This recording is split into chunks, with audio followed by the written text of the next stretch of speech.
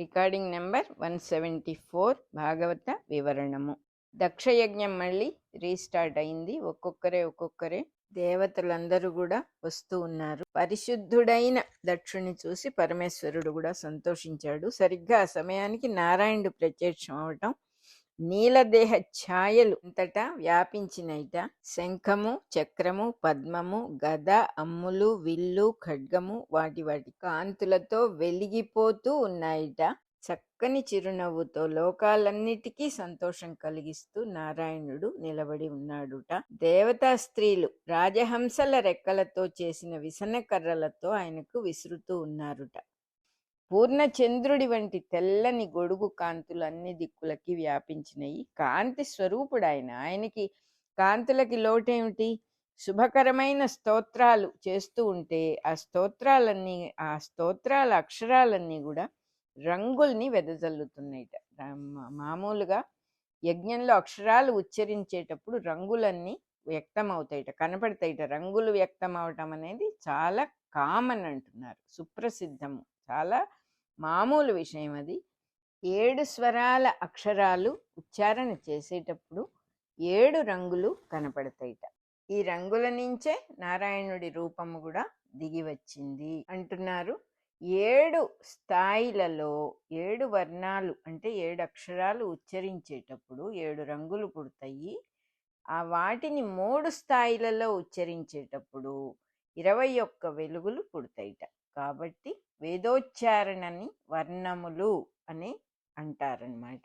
వర్ణము అంటే అక్షరం అని అర్థం ఉంది, రంగు అని అర్థం ఉంది. ఈ 2 అర్థాలు వచ్చేటట్టుగా రుక్కు అనే పదానికి 2 అర్థాలు ఉన్నాయి. అందువల్ల రుక్కులు అని అంటాం మనం వేదాల్ని. దీన్ని బట్టే దేవుడి రూపము సువర్ణమయ విగ్రహము అని ఆగమ శాస్త్రం చెప్పింది. సువర్ణము అంటే చక్కని వర్ణము, చక్కని రంగు, చక్కని అక్షర స్వరూపము అనేటటువంటి అర్థము తర్వాత కాలంలో ఏమైపోయింది? సువర్ణం అంటే బంగారం అనే అర్థం తర్వాత వచ్చింది. గుడిలో బంగారు విగ్రహాల స్థాపన చెయ్యాలి అనేది కాదు దీని ఉద్దేశం. మేఘకాంతితో వచ్చిన ఏ వికారాలు లేని ముకుందుణ్ణి చూచి స్తోత్ర ధ్వనులతో బ్రహ్మ, ఇంద్రుడు, శివుడు, దేవతాముఖ్యులందరూ మనస్సుల్లో ఉప్పొంగిపోయి దయాసముద్రునకు నమస్కారము అని అందరూ కలిసి మొక్కారట ఆయనకి. దేవుడు పలువన్నెలతో అంటే అనేక రంగులతో ప్రత్యక్షమయ్యాడని, మళ్ళా ఘనరుచితో దర్శనమిచ్చాడని కూడా చెప్పారు. మబ్బు మీద ఇంద్రధనస్సు పడినట్టుగా నారాయణుడు ఎన్నో రూపాలతో దర్శనమిచ్చాడు అని కూడా దీనికి అర్థం.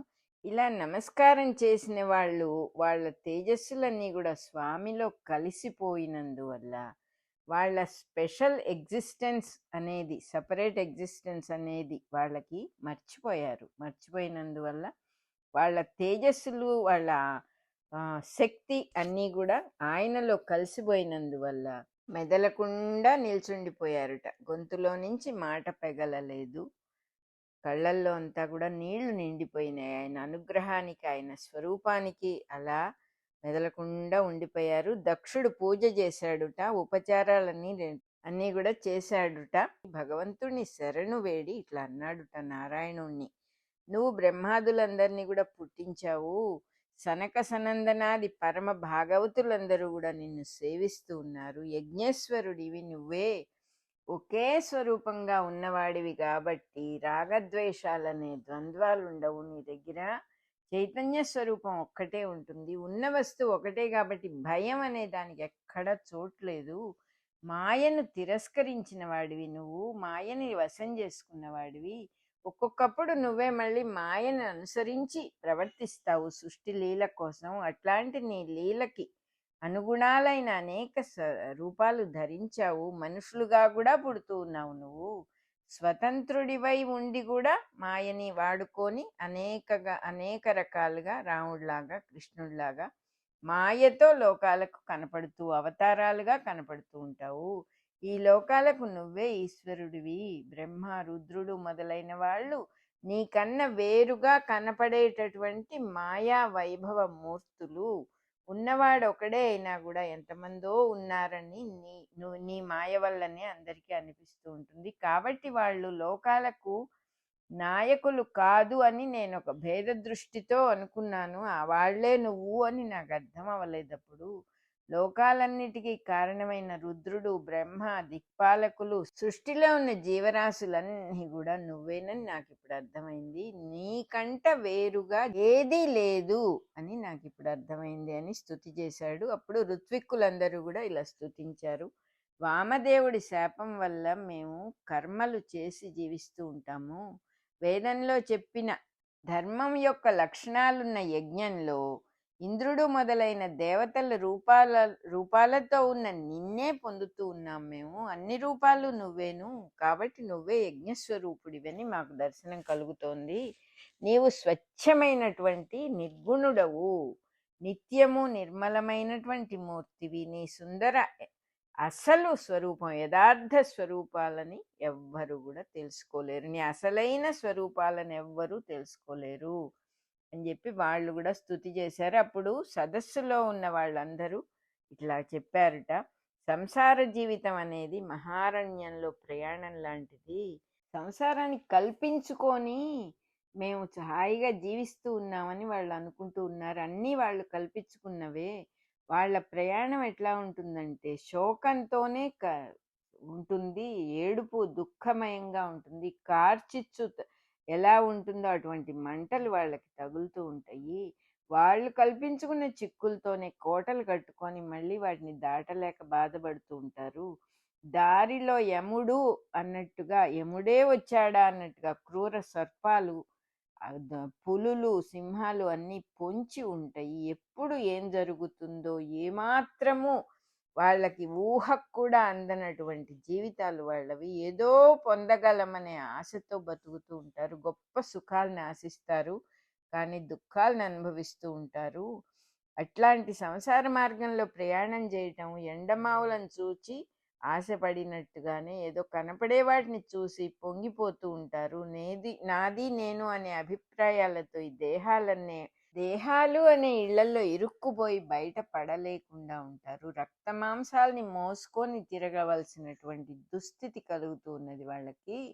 అటువంటి వాళ్ళు ఎప్పుడోప్పుడు నీ పాదాలని చూసినందువల్ల వాళ్లకు నువ్వు నాది నేను అనబడే భావాల్ని కరిగించేసి భక్తితో దేవుడికి సమర్పణ ఎలా చేయాలి అని నువ్వే సంకల్పం చేసి వాళ్ళకి ఉపకారం చేస్తావు అన్నారన్నమాట సదస్సులందరూ కూడా.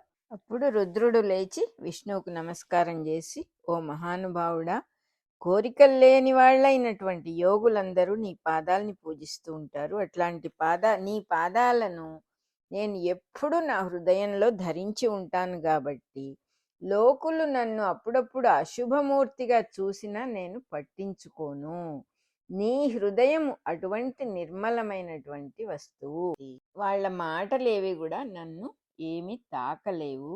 విష్ణువు సృష్టిలో అంతర్యామిగా ఉన్నాడు, ప్రళయంలో కూడా అంతర్యామిగానే ఉన్నాడు. కాబట్టి శివ విష్ణువులకి ఏ తేడా లేదు అని ఇక్కడ ఇంకోసారి వివరంగా చెప్పారు.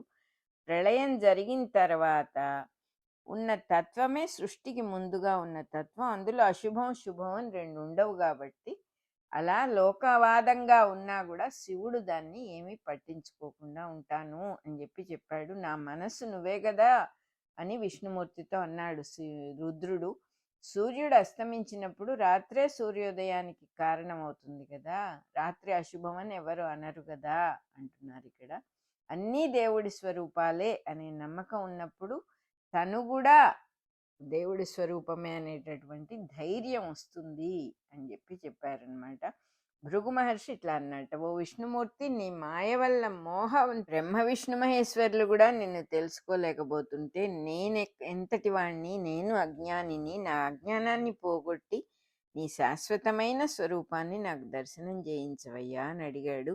దేహధారులను సృష్టించటానికి బ్రహ్మ కూడా దేహధారిగా ఉండక తప్పదు, అజ్ఞానిగా ఉండక తప్పదు. కాబట్టి అంటే దేవుణ్ణి వదిలేసి మనం ఒక పని చెయ్యాలి అని సంకల్పించడం అజ్ఞానమే, లేకపోతే సృష్టి ఉండదు అసలు. కానీ బ్రహ్మగారు గుర్తుపెట్టుకుంటాడు, పరమాత్మ పని నేను చేస్తున్నాను అని గుర్తుపెట్టుకుంటాడు. మనం కూడా ఏ పని చేసినా ఇది నా చేత జరుగుతూ ఉన్నది గాని నేను కర్తని కాదు అని తెలుస్తుంది ప్రతివాడికి. దైవాన్ని నమ్ముకున్నప్పుడు ఆ ప్రాణశక్తి కూడా పరమాత్మే కాబట్టి ఆ ప్రాణశక్తి లేకపోతే మన కదలను కూడా కదలలేము. ఊపిరి మనం పీల్చుకోవటం లేదు, అది జరుగుతూ ఉన్నది. ఉచ్ఛ్వాస నిశ్వాసాలు అనేవి జరుగుతూ ఉన్నాయి అని తెలుస్తుంది. కొంచెం వివేకవంతుడైన వాడికి, కొంచెం దైవభక్తిని అనేది ఉన్నవాడికి, వినయం ఉన్నవాడికి తనెంత, తన గొప్పతనం ఎంత, తన శక్తి ఎంత అని తెలుస్తుంది. నాదేమీ లేదు తండ్రి, నువ్వే సర్వత్రా ఉండి అన్నీ చేయిస్తున్నావు అని తెలుసుకోగలుగుతాడనమాట. అప్పుడు బ్రహ్మ లేచి ఇట్లా అన్నాడుట, కళ్ళు చూడగలవు అని అనుకోవటం ఒక భ్రాంతి.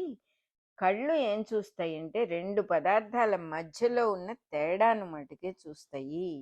అట్లాంటిది సకల పదార్థాల్లో ఉన్న నీ రూపాన్ని ఆ కళ్ళు ఎట్లా చూస్తాయి? ఒకవేళ చూసినా కూడా మాయతో నిండే కనపడుతుంది నీ రూపము.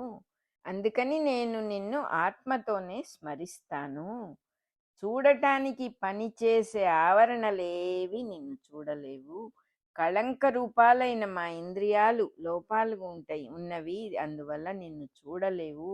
నువ్వు తెలియాలంటే వేద మార్గం ఒక్కటే ఇక్కడ మార్గము ఉన్నది, అదొకటే.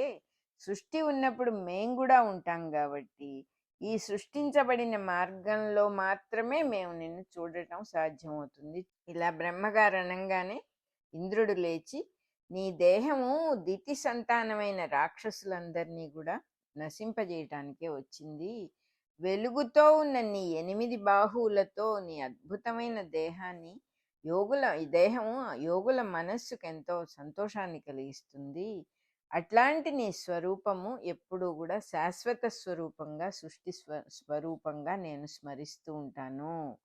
8 చేతులు అంటే 8 జాములతో కూడిన అహోరాత్రమయ కాలస్వరూపం. సమస్తము భగవంతుడి స్వరూపమే అనేది ఇక్కడ. 8 చేతులు అంటే ఏమిటిట? 8 జాములతో ఉన్న రాత్రి పగలు అనబడేటటువంటి కాలస్వరూపం. అట్లాగే 8 పక్షాలతో ఉన్న 3 కాలాలున్న సంవత్సర రూపము. ఈ పక్షాలే అమావాస్య, పూర్ణిమ అనబడే పర్వములు కూడా. ఈ విభాగాన్నే 3 పాదములున్న గాయత్రి ఛందస్సు అని అంటున్నారు ఇక్కడ. జగత్ అశాశ్వతంగా మిథ్యగా ఏర్పడి ఉన్నది, కానీ ఈ మిథ్యారూపమే శాశ్వతంగానే వర్తిస్తూ ఉంది, శాశ్వతంగానే ఉంది. కాబట్టి ఈ శాశ్వతత్వము, ఈ పర్మినెన్సీ అనేది నారాయణుడి జగద్రూపం అన్నమాట. జగత్తుగా ఉన్న నారాయణుడి రూపమే శాశ్వత వస్తువు అన్నమాట. అప్పుడు ఋషుల భార్యలందరూ కూడా నారాయణుడికి నమస్కరించి, ఈ ఆగిపోయిన యజ్ఞాన్ని మళ్ళీ రివైవ్ చెయ్యాలి. ఈ యజ్ఞము ఎప్పుడైతే ఆగిపోతుందో అది లోకానికి శుభం కాదు కాబట్టి, అసంపూర్ణంగా యజ్ఞం ఆగిపోకూడదు కాబట్టి, నీ యొక్క గొప్ప చూపులతో, కరుణ నిండిన నీ చూపులతో ఒక్క చూపు నువ్వు చూసావంటే అంతా నార్మల్ అయిపోతుంది ఇక్కడ అని చెప్తూ ఉన్నారు ఆయనకి. నువ్వు ఒక్కసారి చూస్తే చాలు, మళ్ళీ యజ్ఞం మామూలుగా నడుస్తుంది. నువ్వే దీన్ని మళ్ళీ నిలబెట్టవలసిన వాడివి. సరైన మార్గంలో పెట్టడం అంటే మనిషికి దైవభక్తి కలిగేటట్టుగా విష్ణువే అనుగ్రహించాలని కూడా మీనింగ్ ఉందన్నమాట ఇక్కడ. నీ పూజ కోసమే ఇదంతా కూడా ఏర్పడింది. నీ పూజ లేకపోతే ఇది ఎలాగైతే ఈ యజ్ఞం భస్మమైపోయిందో, ఎలాగైతే ఇది భస్మమై శ్మశాన రూపం ఎలాగైతే వచ్చిందో ఈ యజ్ఞానికి, అదే విధంగా విష్ణు పూజ చెయ్యని వాళ్ళందరి జీవితం కూడా ఇట్లాగే ఉంటుంది. కాబట్టి మళ్ళీ నువ్వు నీ చల్లని చూపుతో దీన్ని నిలబెట్టు, మళ్ళీ యజ్ఞం ఫుల్గా మొదలుపెట్టి చక్కగా పూర్తయ్యేటట్టుగా అనుగ్రహించాలి అని వాళ్ళందరూ అడిగారు. ఋషులందరూ కూడా లేచి ఇట్లా స్తుతి చేశారు. నువ్వు మాలాగా పనులు చెయ్యవు, మేమేదో ప్రయోజనం ఆశించి పనిచేస్తాము, నువ్వు కేవలం సృష్టిని నిలబెట్టే పనే చేస్తావు, దాని నుంచి నువ్వు కోరేది ఏమీ ఉండదు. కాబట్టి ఆ పనికి ప్రత్యేకమైన ప్రయోజనం, ఆ ప్రయోజనాన్ని నువ్వు అది అనుభవించడం అనేది ఉండదు. కాబట్టి నీకే కర్మలు అంటవు, కానీ మేము ఏదో కావాలని పనులు చేస్తాం కాబట్టి కర్మబంధంలో పడతాము.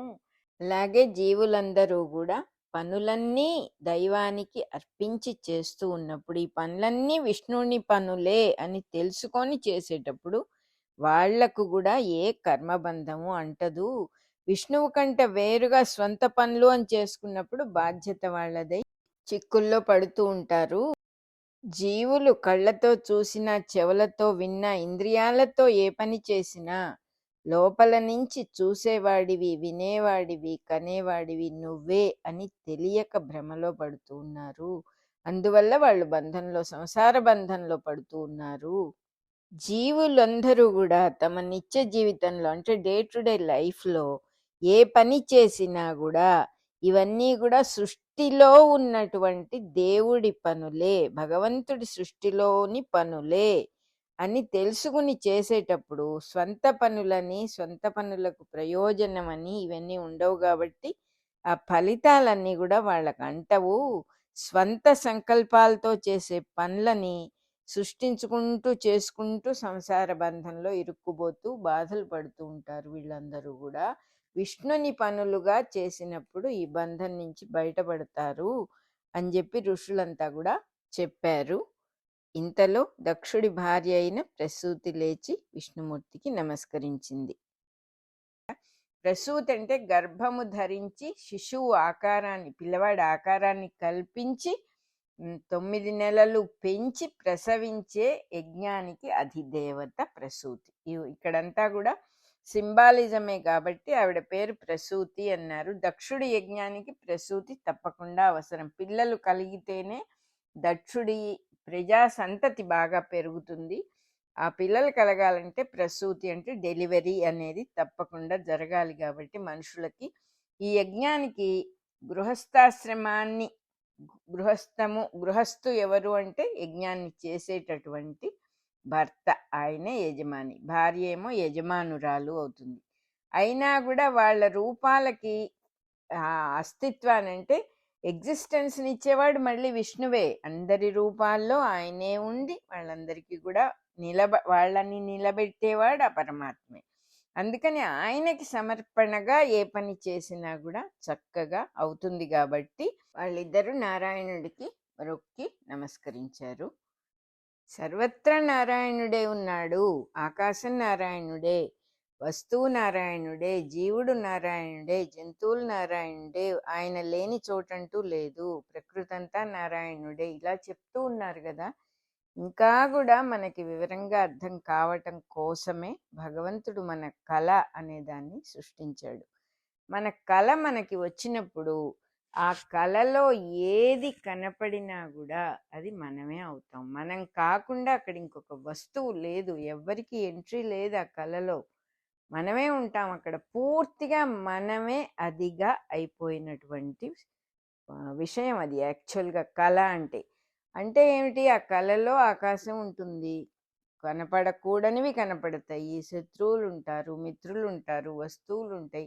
కళలో ఇది కనపడవచ్చు, ఇది కనపడకూడదు అనే విచక్షణ లేదు. పాములు కనపడతాయి, పులులు కనపడతాయి, చెడ్డవాళ్ళు కనపడతారు, రాక్షసులు కనపడతారు. వాటిని మనం పీడకళలు అని అంటాం.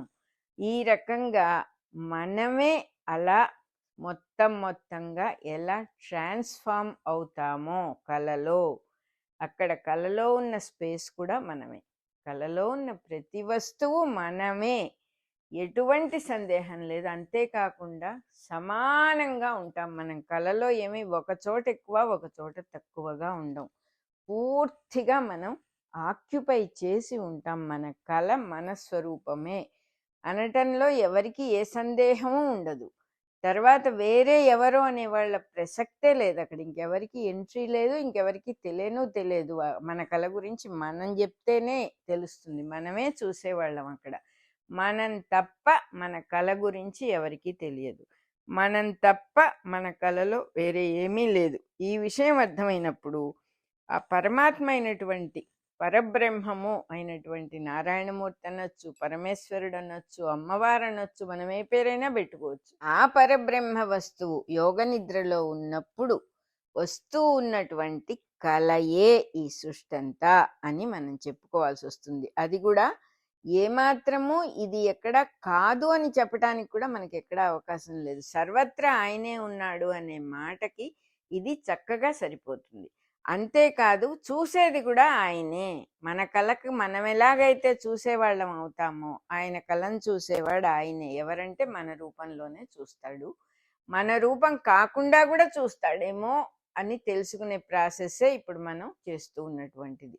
మన రూపంగా అందరి రూపంలో ఉన్నవాడు ఆయనే కాబట్టి సృష్టిని తెలుసుకుంటూ ఇక్కడ ఈ కళలో మనం తిరిగినట్టుగా ఆయనే సర్వత్రా తిరుగుతూ తానే ఉన్నాడు. ఆ విషయం మనకి తెలిసినప్పుడు, ఆయనే ఉన్నాడు అని తెలిసినప్పుడు, మన కల కరిగిపోయినట్లుగా మనకు కూడా ఇదంతా కరిగిపోయి ఆయనే కనపడతాడనమాట.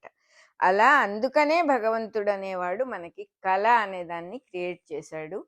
జాగ్రత్తగా సునిశిత పరిశీలన అంటారు. కొంచెం ఫోకస్ చేసి ఇది ఏమిటి నిజమేనా ఇలా చెప్తూ ఉన్నారు, ఇది ఎంత మటుకు నిజమని మనం దాన్ని కొంచెం పరిశీలనగా చూస్తే, వివరంగా గమనిస్తే, మన కళని మనం గమనించుకుంటే, మన జీవితాలని మనం గమనించుకుంటే ఇది నిజమే అని మనకి తెలుస్తుంది. అప్పుడు మన సందేహాలు చాలా భాగం పోతాయి. ఎందుకంటే కళలో ఇలా జరగొచ్చు, ఇలా జరగకూడదు అని ఉండదు. ఇటువంటి వాళ్ళు ఉంటారు, ఇటువంటి వాళ్ళు ఉండరు అని ఉండదు. ఏదైనా ఎప్పుడైనా ఎవరికైనా ఏ సంఘటన అయినా జరగొచ్చు కళలో. ఈ మనం నిజము అనుకుంటూ ఉన్నది కూడా అదే వస్తువు కాబట్టి కళ లాంటి ఈ ప్రపంచం పెద్ద కళ అని రమణ మహర్షి అంతటి మహానుభావులే చెప్పారు. మనకొచ్చేది చిన్న కళ, ఈ సృష్టి అంతా కూడా పెద్ద కళ. మనం నారాయణునిలో మెలకువ తెచ్చుకున్నప్పుడు అది మనకు కళలో నుంచి మనం లేచినట్లుగా అప్పుడు మనమే ఉంటాం, కళ ఉండదు. అదే రకంగా మనము నారాయణునిలో మెలకువ కలిగినప్పుడు ఈ సృష్టి అనే కళ చెదిరిపోతుంది. ఉన్నవాడు ఆయనే, ఈ కళ ఇది కళ అని అర్థమవుతుంది. దాని పేరే ఎన్ని రకాలుగా అయినా మోక్షస్థితి అనొచ్చు, ఎవేకెనింగ్ అనొచ్చు. ఎవేకెనింగ్ అనే పేరు కూడా మెలకువ తెచ్చుకోవడం కాబట్టి అలా వచ్చింది. మన రికార్డింగ్ నెంబర్ 174 అయిపోయింది.